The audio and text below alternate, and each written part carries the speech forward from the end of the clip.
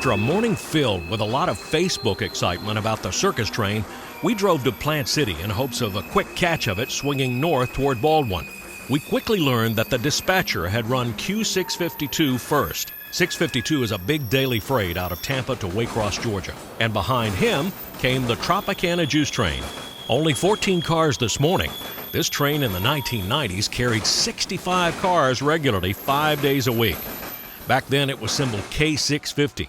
Today it's L742 or Q740, depending on which day it's running. Lots of rail fans had come to the Plant City train watching platform for the circus train. Even my friend Jerry Reschke from Cleveland, Ohio via Zephyr Hills, Florida was there. The action kept up with the Amtrak Silver Star, train 91, running 2 hours late.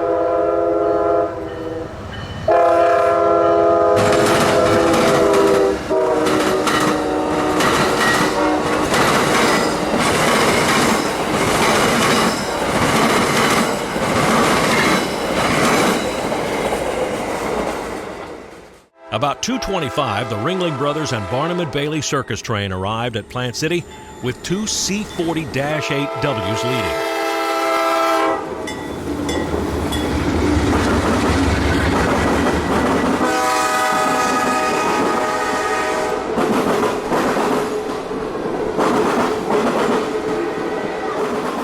The train is a little shorter than it used to be, as the circus no longer transports elephants, or even has them in its show.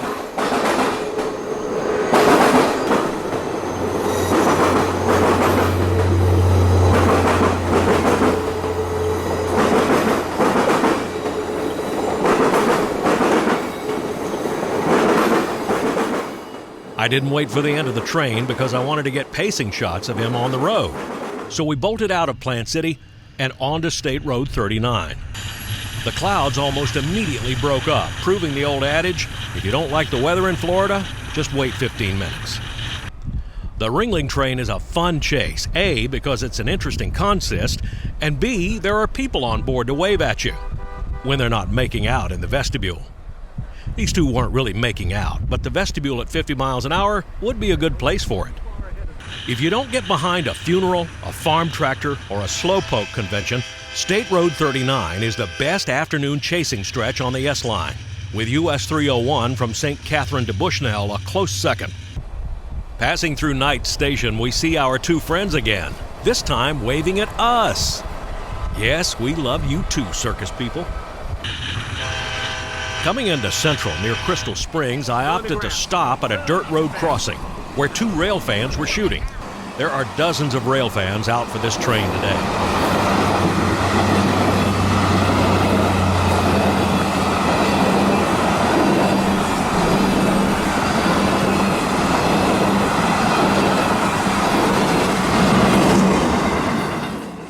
When the RBBX passed, I knew we'd have a hard time catching him again because of two crossings ahead.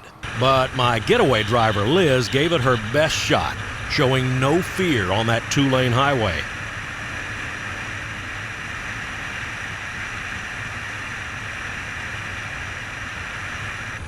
As expected, the train beat us to the first Chancey Road crossing. In this stretch, a job with Passenger Train Authority can blow and go. We finally caught up to him again at Vitus Junction. The old Lakeland Highway was once a phenomenal pacing stretch, but vegetation has obscured much of the view from the road. Pulling off at the Dade City Depot, Andrew Stevenson from Newport Richey was already there.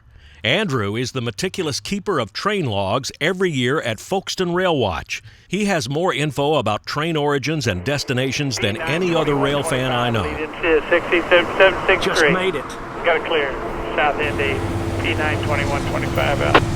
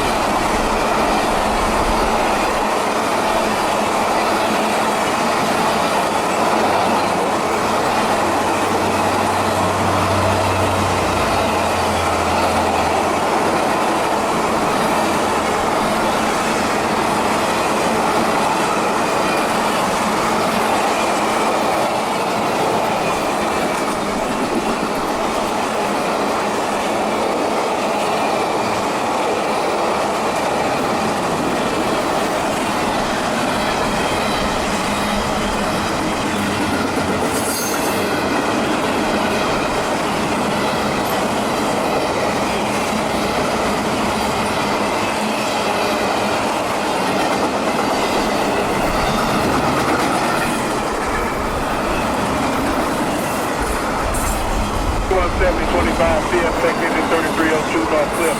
Line of junction track number 6 northbound. We knew from the radio that an intermodal was running right behind the circus train. So in just a few minutes, here came Q170, nightly container traffic for the Jacksonville ramp.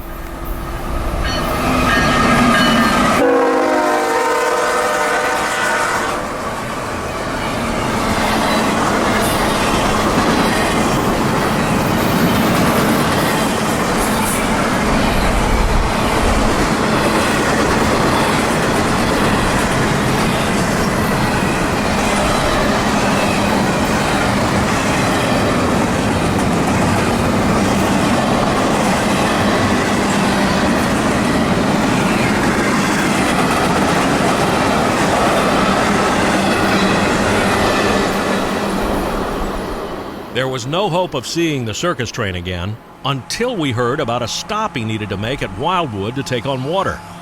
We easily made the 39 miles to Wildwood, and when we arrived, the circus train was stopped holding the number 2 main at the station.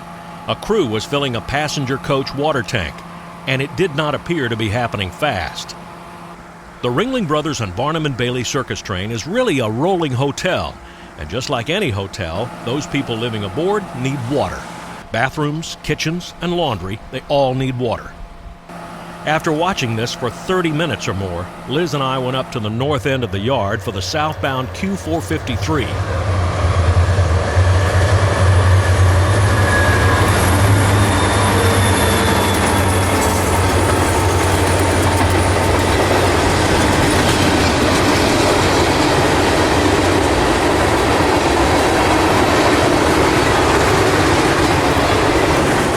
Although blocking one road crossing, this was a good place to stop the circus train because it's double track here for 6 miles, and the dispatcher passed several trains around him while he was here taking on water.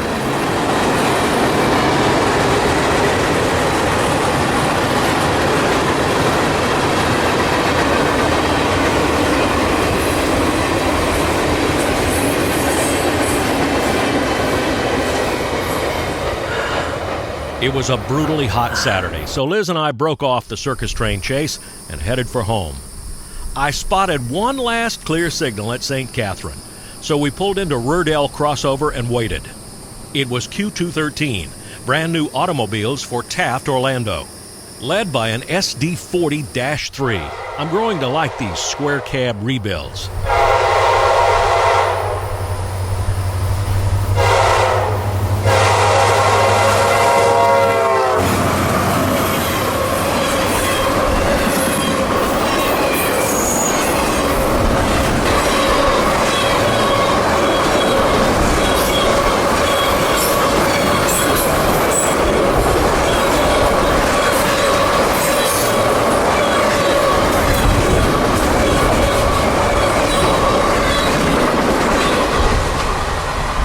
And that would put a lid on our Saturday circus train chase.